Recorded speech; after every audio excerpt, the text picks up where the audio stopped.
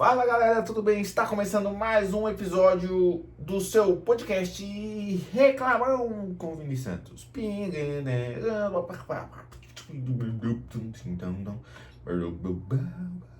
Reclamão. Estou testando vinhetas aqui para usar no meu podcast. Eu acho legal o podcast que tem vinhetas e esse meu vai ter. Não paguei ninguém para fazer, mas estou fazendo com a boca por enquanto. Espero que vocês gostem. O último episódio foi bem legal, muita gente ouviu, então eu fico muito feliz de ter isso, né? De ter essa quantidade de ouvintes aqui. E agora eu também estou gravando pro YouTube e também no podcast aparece vídeo, então vocês também podem ver a minha cara falando bobagem. Muito que bem. O episódio de hoje, galera, o que eu queria falar é sobre essa crescente onda de violência contra a mulher. É absurdo o que está acontecendo e o quão banalizado está esse tipo de comportamento dos homens. Eu acho que eu tenho a impressão agora que há um número como que é? Um número grande. Há um número muito grande de feminicídio acontecendo e sendo várias vezes publicado, reproduzido e não há uma indignação por parte de nós homens, assim. Eu acho muito pouco, muito pouco, a gente não faz quase nada para que isso seja um comportamento erradicado da parte masculina. O que eu quero dizer com isso? Quando há um tipo de crime, as pessoas se um crime que fica midiático, vamos dizer assim, as pessoas se indignam, né? E aí às vezes há vários protestos, as pessoas vão à rua ou algum tipo de revolta. Nesses casos em que há morte de mulheres envolvidas ou violência contra a mulher, há muito pouca indignação pela parte masculina em si. Uma indignação real, o que eu quero dizer. Porque o que a gente está fazendo? A gente posta no Instagram, a gente posta foto, a gente fala que isso é ruim, a gente faz vídeo, mas não há algo verdadeiro, algo que aconteça na vida real. É como se da nossa parte fosse banal. Pô, é ainda assim um crime de relacionamento. Isso eu tô dizendo na cabeça da maioria dos homens, tá? É como se isso fizesse parte do relacionamento. Há uma indignação seletiva dos homens.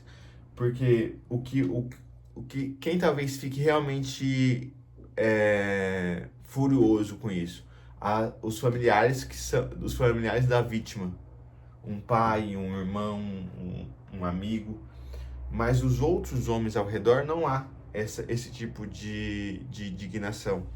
O que eu quero dizer?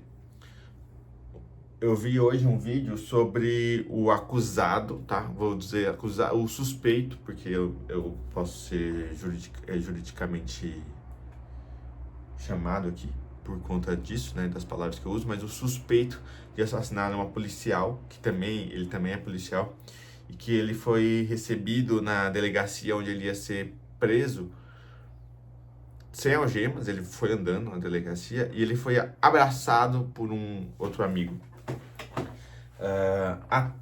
Tudo na cena mostra que provavelmente foi ele que matou a ex-mulher dele.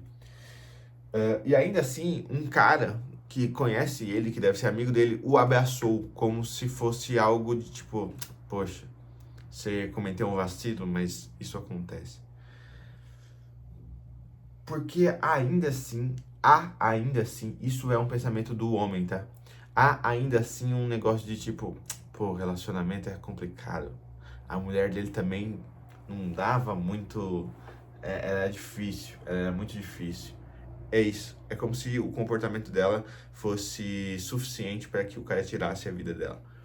E há um pensamento assim da nossa, de uma que vem de gerações, vem dos nossos avós, vem dos nossos pais, etc. E vem trazendo. Isso total, tá? De homem e de mulher.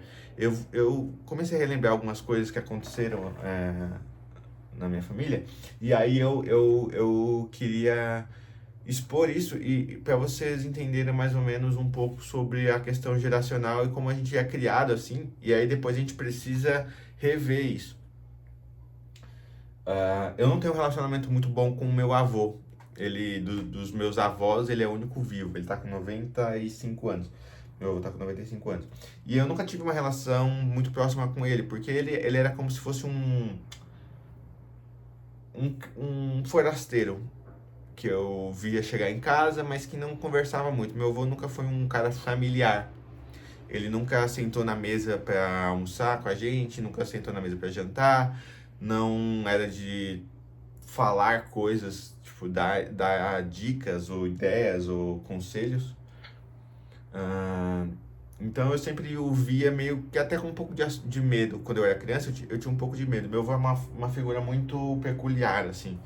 Ele é um cara do Nordeste e ele trabalhou muito tempo como capataz de fazenda. Então ele era acostumado a usar arma. Então, desde muito pequeno, eu via meu avô manuseando arma. Ele sempre teve esse hábito.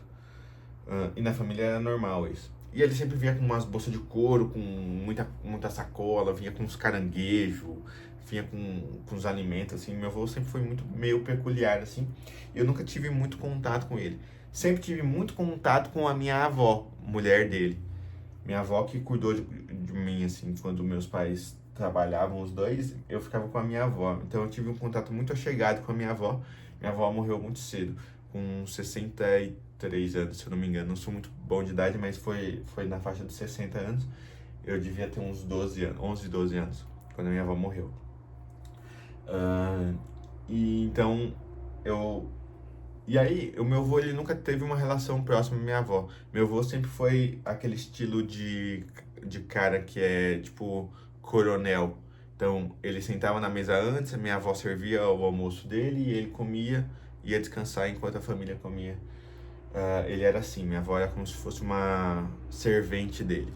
E a relação dele sempre foi muito ruim, assim. Era uma relação de que meu avô dava dinheiro para minha avó fazer as coisas e minha avó tratava meu avô tratava minha avó mal, assim. Mas eles eram casados há, sei lá, 50 anos, assim. Uma coisa muito louca, assim, quase 50 anos. Ah, e era sabido, na minha família toda, era sabido que meu avô sempre teve outras famílias. Desde sempre, meu avô sempre teve outras mulheres, outras coisas. Isso era sabido. Eu cresci com isso, assim, sabendo disso. Um tempo, depois que minha avó faleceu, eu acho, depois que minha avó faleceu, eu fiquei sabendo pela minha mãe, pela minha tia, que em alguns casos o meu avô agredia minha avó, porque por conta de outras mulheres. Tipo, ele agredia minha avó, assim, já agrediu minha avó algumas vezes, agrediu minha mãe, minha tia também. Depois disso, e eu era adolescente quando eu soube disso, depois disso, tipo, a minha relação com ele piorou muito, assim. Deu não concordar com coisas que ele fazia, não tinha como eu voltar no passado também, tipo. Mas enfim, ele tem uma outra mulher hoje e eu desde sempre nunca falei com essa mulher. Ela tem uma relação com minha mãe, com minha tia, assim, uma relação que elas conversam. Até porque meu avô é velho, ela é muito mais nova do que ele, então ela é meio que uma cuidadora dele, então sempre que precisa de alguma coisa ela liga, fala com ela, enfim. Mas e ele apresentava essa mulher depois que minha avó morreu como se ele fosse uma nova mulher, mas ele já tinha ela quando minha avó estava viva. E eu nunca falei com ela, eu sempre quando encontrava eles, assim, eu fazia questão de não falar com essa mulher, porque eu sabia do relacionamento deles antes da minha avó. E aí, cara, quando eu descobri que meu avô também batia na minha avó, isso mudou muito pra mim, porque a minha avó, tipo, poxa, É a pessoa que cuidou de mim, é a pessoa que, depois da minha mãe, talvez, é a mulher que eu tenha mais amado, assim, né? Por conta de tudo que ela fez por mim, etc. E da história triste que minha avó passou. Ah, e aí, saber que meu avô bateu na minha avó por um tempo, assim, tipo, isso me machucou muito. Muito mesmo. Só que eu não entendo, por exemplo, meu avô, ele às vezes, como ele tem 90 e poucos anos, por muito tempo ele ficou doente, teve problemas e tal. E a minha mãe e minha tia, sabendo de toda a história do meu avô, elas continuam cuidando dele de uma forma muito amorosa, assim, muito querida. Tipo, elas fazem tudo por ele, pra ajudar ele e tal. Sabem do comportamento dele, ele nunca foi um pai presente, apesar de nunca ter saído de casa, mas ele nunca foi um pai presente, sempre foi um cara, como eu falei pra vocês, nunca teve relações, assim, com a família, com a nossa família, pelo menos, com outras.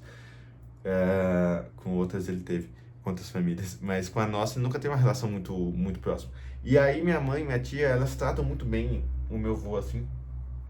E por várias vezes eu já vi a minha mãe falar sobre as coisas que meu avô fazia com certa com uma certa. É assim mesmo. É assim mesmo. Seu avô, ele queria ir pro forró, a sua avó não era do forró, e ele ia. Ele falava pra sua avó que talvez se ele fosse pro forró, ele ia encontrar outra mulher, e ele avisava, é assim mesmo. É como se algo, como se fosse a natureza do meu avô, e a gente tinha que respeitar essa natureza. Então, eu ver hoje a minha mãe e minha tia cuidando do meu avô e até falando com a mulher dele, de uma forma como se nada tivesse acontecido, isso me irrita muito, assim, me magoa muito. E aí agora, depois que eu casei, que eu saí da casa dos meus pais, etc., há como posso dizer, um clamor da minha família que eu continue falando com meu avô, ou tipo, mandando mensagem, oi vô, tudo bem, como é que o senhor tá? Legal. Mas eu não faço isso, porque eu nunca tive essa relação, e também ele nunca teve essa relação comigo. E aí, agora que ele tá mais velho, ele quer que eu tenha essa relação com ele, como se eu fosse um neto muito bom e que eu devesse amar ele incondicionalmente. Eu sei que talvez o que eu fale agora soe como se eu fosse insensato ou insensível e como se eu fosse dono da verdade. Não, eu já errei muito. Mas eu só não tenho isso, entendeu? E eu acho que as relações familiares, elas têm esse problema de que você tem que amar a pessoa independente do que ela faça. E eu não acho isso. Eu acho que você tem que saber lidar e você tem que ter um afastamento de quando talvez a relação familiar não seja boa para você, entendeu? Então, eu fico muito assim nessa relação entre o meu avô, saber o que ele já fez e não conseguir ver ele de uma outra forma, entendeu? Eu não consigo ver, eu não consigo aceitar o fato dele ter tocado na minha avó. Mas já minha mãe e minha tia conseguem, e elas talvez achem isso, como elas viveram isso intensamente, talvez isso soe para elas como é triste, mas não tem o que fazer, entendeu? Porém, há um ponto aqui de que é como se a natureza do homem fosse essa. Talvez ele batesse na mulher de vez em quando, mas tá tudo bem. Ele ainda lidou, ele ainda conseguiu fazer com que a família fosse importante, vamos dizer assim, e hoje ele precisa de todo carinho e amor. Essa natureza do homem que eu quero falar agora. O mesmo jeito que esse cara que matou a policial, ele foi abraçado pelo amigo, nós como os homens, a gente pouco se indigna com outra violência. Eu vi agora também um caso que aconteceu aqui em Guarulhos, que o cara agrediu a ex-namorada no elevador e dois homens viram isso e não fizeram nada. E ela só foi salva por outras mulheres que foram lá e interviram e conseguiram tirar o cara. Eu acho que ainda há nós homens um pensamento de tipo assim, poxa, caramba, é um relacionamento, a gente não sabe o que ela fez, né? Vai que a gente, cara, não pode, é uma violência entre um homem e uma mulher que fisicamente o cara é muito superior.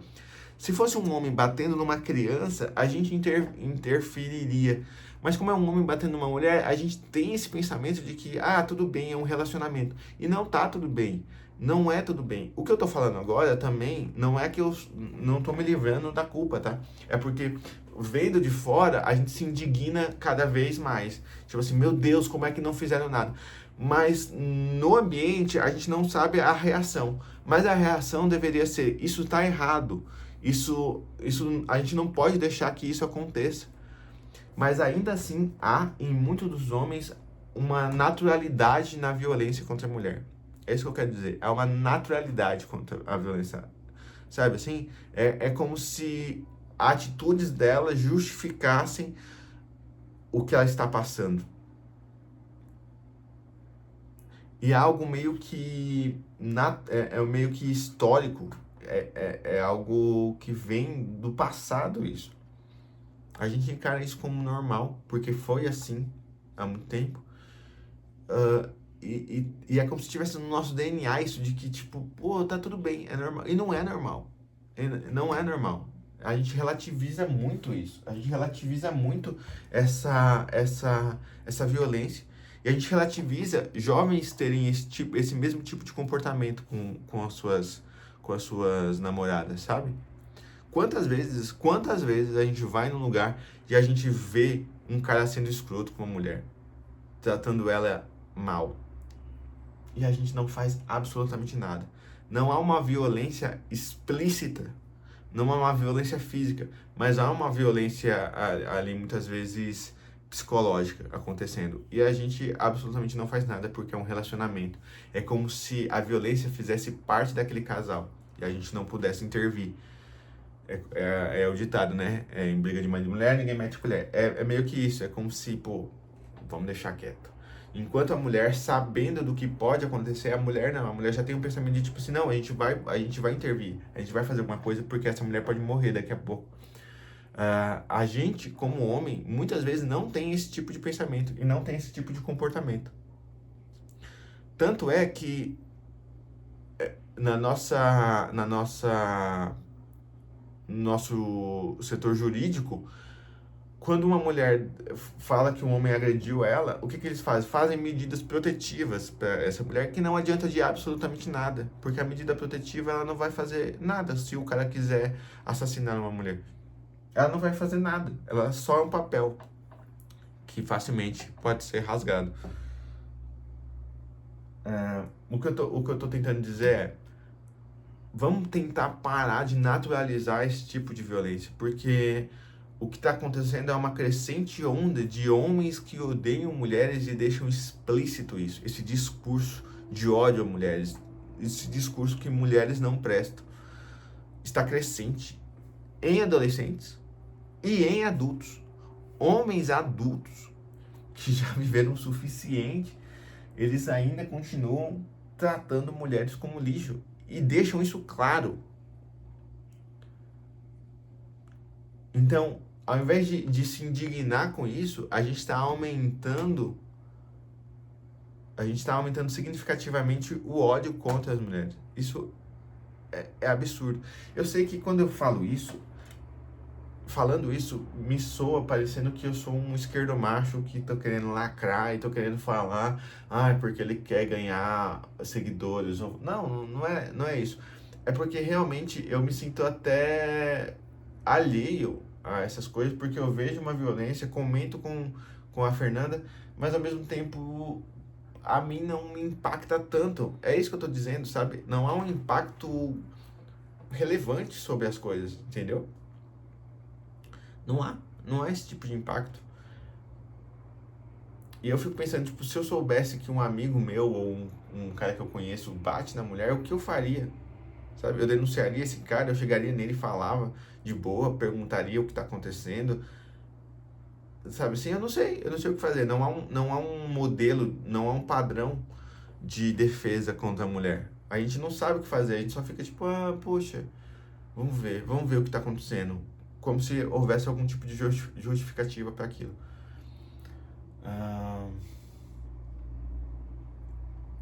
É isso, eu acho que há uma falta de posicionamento muito grande, nós, em relação a isso, nós homens, há uma falta de posicionamento muito grande.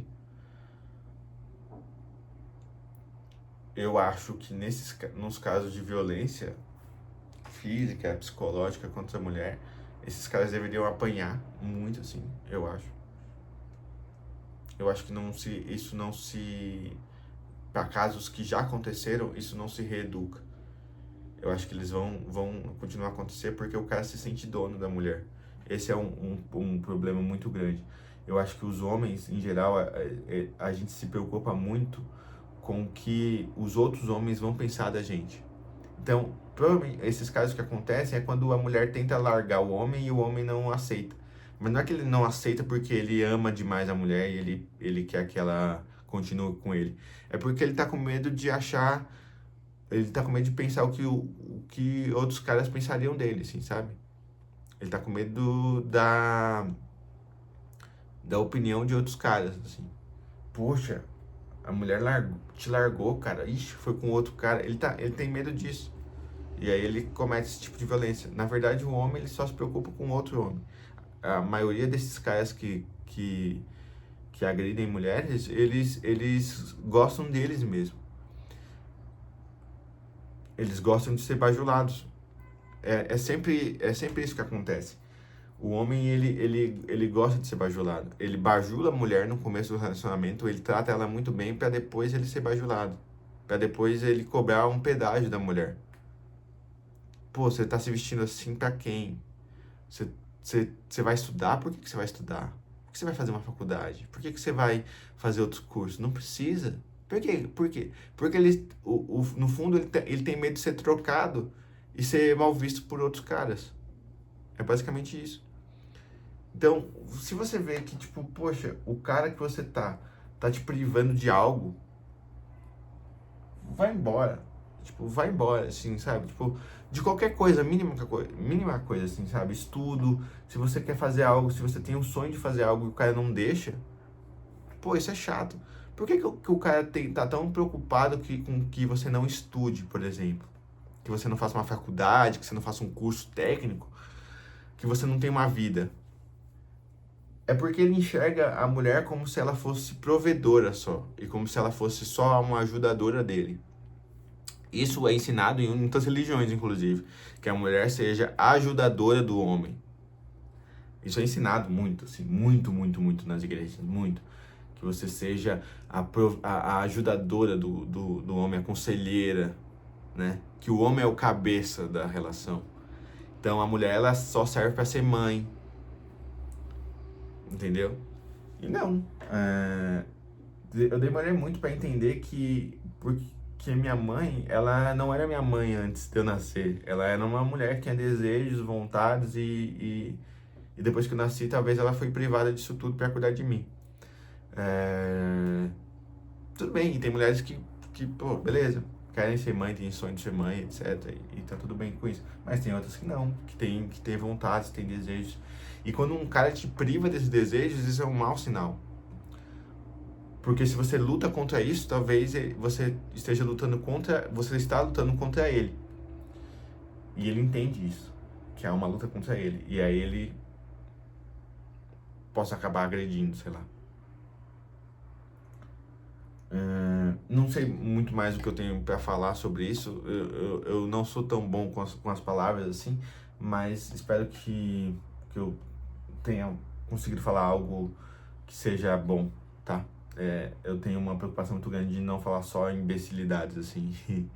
E, então, espero que que isso seja legal, que alguns caras ouçam isso, assim, que tenham esse pensamento e reflitam sobre isso, sabe? Tipo, seja um cara legal, não seja um babaca, um imbecil, não seja um agressor, cara. Principalmente isso, não seja um agressor. Porque você é um filho da puta. Se você fizer isso, você é um filho da puta.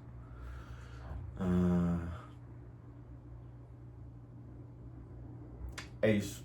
Espero que vocês tenham gostado do episódio de hoje. E logo mais tem mais um episódio de Reclamão com o Vini Santos. Um abraço, até logo. Tchau, tchau.